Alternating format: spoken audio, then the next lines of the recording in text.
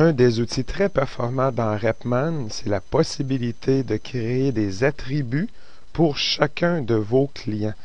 Des attributs, c'est de pouvoir mettre des options à l'intérieur ou de qualifier certains de vos clients de par la région qu'ils habitent, de par le sport qu'ils pratiquent, de par le travail qu'ils font, de par n'importe quel aspect de ce que vous pouvez imaginer. Vous pourriez créer n'importe quel attribut et on va en parler. On va faire un exemple pour vous montrer ce que je veux dire par là, en fait.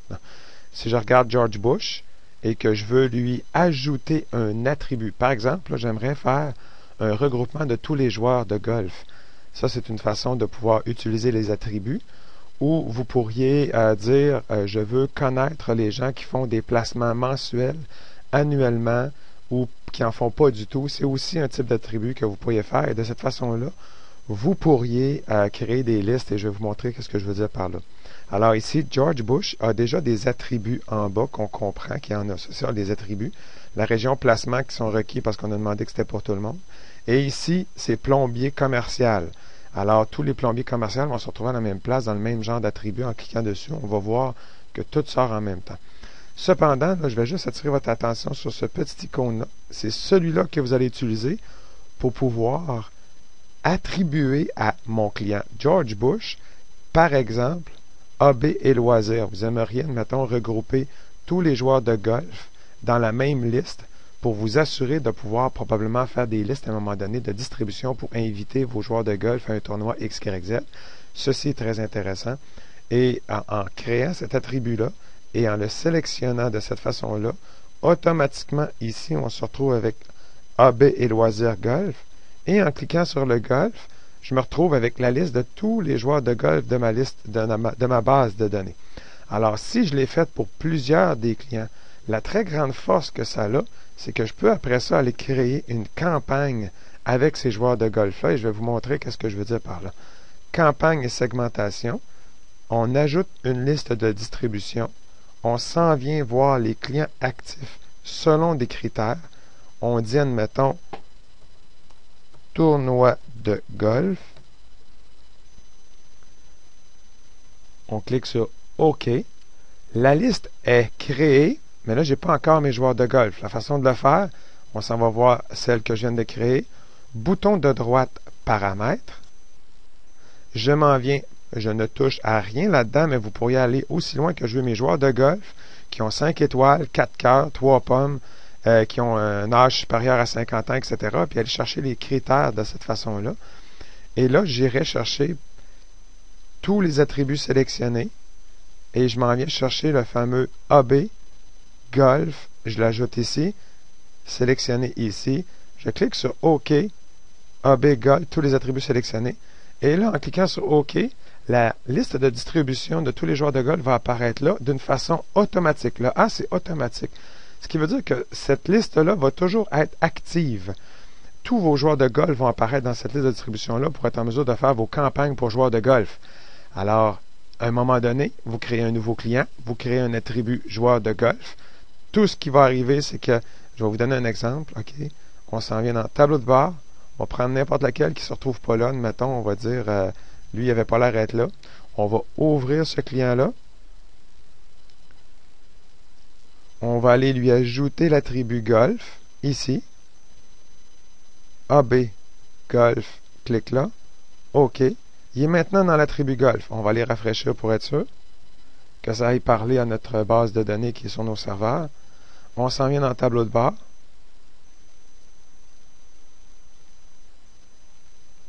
Pas tout, excusez. On s'en vient dans la campagne et segmentation. Je vais aller faire mon rafraîchir en même temps. Et là, le 5, il devient le 6 parce que Stéphane Chose Bnouche, que je viens de créer comme joueur de golf, apparaît dans ma liste active. Alors ici, vous pourriez vous créer votre campagne en disant, on va éditer cette campagne-là pour pouvoir faire, par exemple, on va ajouter invitation envoyée pour le X à août 2031, qui est la date du tournoi de golf, par exemple. Ça, c'est la première étape qu'on crée là. On peut en ajouter une pour dire refus de venir. On pourrait dire, on ajoute, puis on dit accepte de venir, puis etc., etc., etc. Vous pouvez créer votre propre campagne là-dedans.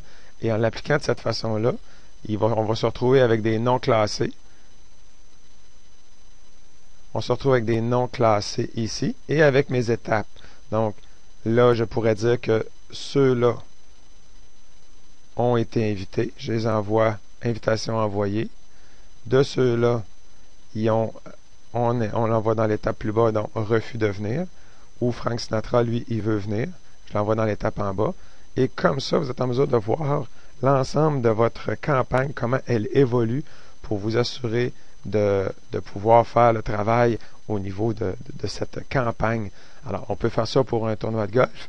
On peut faire ça pour vos REER. Si vous créez un attribut, par exemple, qui est un attribut investissement REER annuel, à ce moment-là, vous créez une campagne avec un attribut investissement REER annuel et la liste va être active pour qu'au moment de votre campagne REER, que vous puissiez, en fait, avoir une liste active de tous vos clients qui investissent annuellement.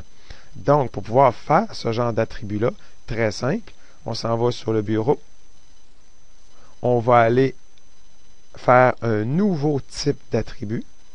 On va l'appeler, par exemple, investissement REER. Doit être lié à tous vos objets, dans le sens que ce que vous recherchez, c'est de connaître chacun de vos clients, de quelle façon ils font leur investissement REER, ou est-ce qu'ils en font pas, tout simplement. À vos clients, doit être lié à tous les objets, puis peut permettre l'attribut d'un même objet, ça c'est correct, et vous créez ça de cette façon-là. Privé, en fait. OK, on y va de même. Et là, en créant investissement là, on peut maintenant créer un nouvel attribut. Le nom de l'attribut à cet investissement REER-là, c'est, par exemple, annuel. On en ajoute un autre. Nouvel attribut mensuel. Et on peut ajouter, par exemple, un nouvel attribut qui est aucun. Et même en ajouter un autre pour dire ailleurs. Vous faites ce que vous voulez avec les attributs, vous les créez comme vous le voulez et c'est vraiment la façon de pouvoir bâtir votre base de données pour qu'elle soit malléable à votre image. Alors, ces attributs-là étant créés, je vais rafraîchir ça de cette façon-là. Et si je me retourne voir, j'ai-tu cliqué là? Oui, ça s'est fait, c'est bon. Je m'en vais voir Stéphane Chose-Bnouche. Je vais aller lui créer, vous voyez ici, qui vient d'apparaître investissement REER requis. C'est que je demande à ce que tous mes clients soient sélectionnés pour pouvoir être en mesure de connaître, lui, y en a-tu des REER? Ils sont où? Il en fait-tu annuellement, etc., etc. Donc, j'ajoute comme ça. Et là, on va aller voir la section investissement REER. Et là, les 4 que j'ai faites sont ici. Et lui, je fais création annuelle et je le mets là. Il fait des investissements REER annuels. On clique comme ça. Et là, lui, son attribut annuel a été effectué. Alors, si lui, je veux faire une campagne, encore une fois, campagne REER pour les gens qui mettent leur investissement annuel, j'ajoute une liste de distribution. Encore une fois, j'y vais client actif selon critères. Et là, j'appellerai ma campagne REER 2013, par exemple. Clique OK. La liste de distribution va apparaître ici. Elle est créée, mais le paramètre n'est pas encore appliqué. Je m'en viens ici pour appliquer le paramètre.